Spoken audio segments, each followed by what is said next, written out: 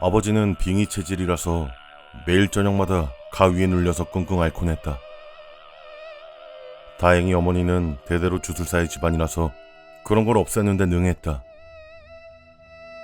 아버지가 신음하기 시작하면 곧바로 어머니가 가슴 근처를 꾹 눌러서 멈추게 한다. 큰 비가 계속되었던 가을, 어느 밤부터 아버지가 이상하다 싶을 정도로 심한 신음소리를 내게 되었다. 가위에 눌리면 집안 전체가 울릴 정도로 큰 신음소리를 내는 것이었다. 그렇게 보름 정도 지났을 무렵 아버진 보고 말았다고 한다.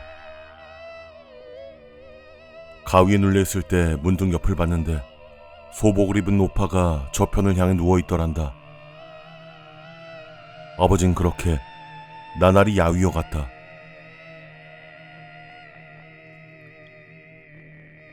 어느 날 밤 어마어마한 신음소리가 아버지 방에서 들려왔다.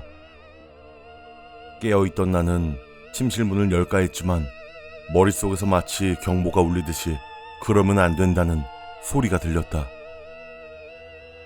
난 당황해서 욕실에 있었던 어머니를 부르러 갔다. 어머니 곧바로 나와 침실 문을 열었다. 그 순간 나는 보면 안 된다고 말하는 머릿속 소리와 함께 반사적으로 고개를 돌렸다. 아버진 흰 눈을 치켜뜨고 괴로워하고 있었단다. 어머니가 아버지의 따귀를 때리자 새파란 얼굴로 겨우 정신을 차렸다. 아버진 침실의 옷장 유리문으로 그 노파가 나한테 천천히 다가오는 꿈을 꿨어 라고 떨면서 말하셨다. 그 당시에 나는 강시에 푹 빠져 있었다.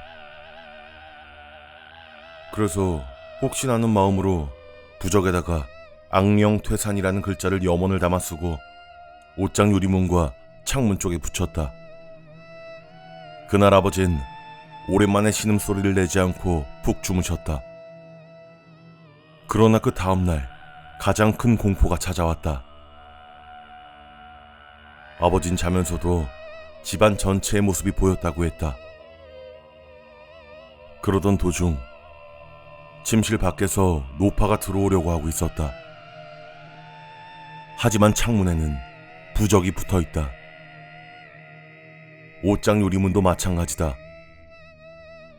노파는 잠시 머뭇거리다가 화장실 쪽 창문으로 쑥 들어와서 무서운 스피드로 침실문을 지나서 아버지에게 다가갔다. 곧 이어서 아버지의 끔찍한 절규가 울려 퍼졌다.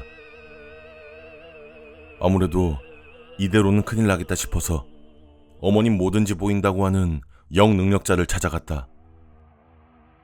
이 지방의 말로는 호시아돈이라고 부르는 사람이다. 그 사람은 확실히 아버지에게 노파가 씌어 있다고 하면서 그 노파의 이름을 말했다.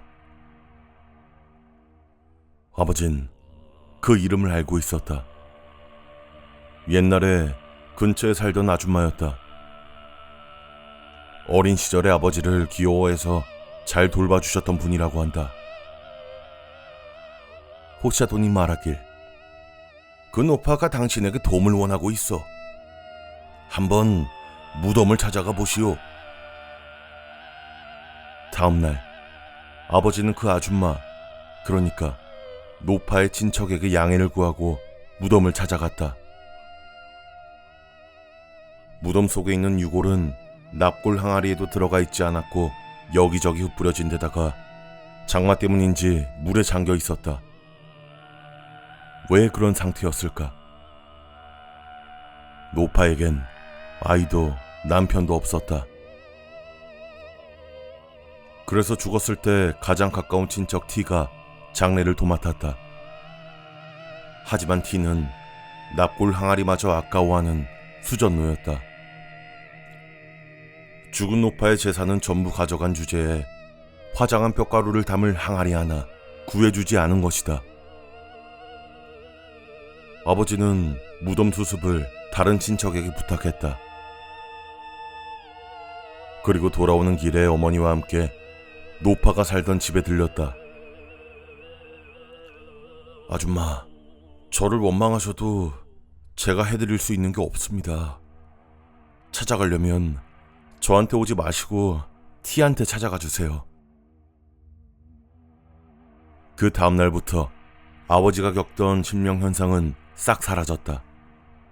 그리고 몇 달 뒤 티는 뇌출혈로 쓰러져서 반신불수가 됐다가 곧 세상을 떠났다.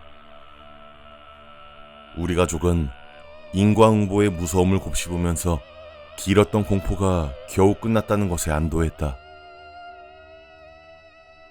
후에 듣기로는 아버지가 영감이 강한 탓에 그런 고초를 겪은 것이라고 한다.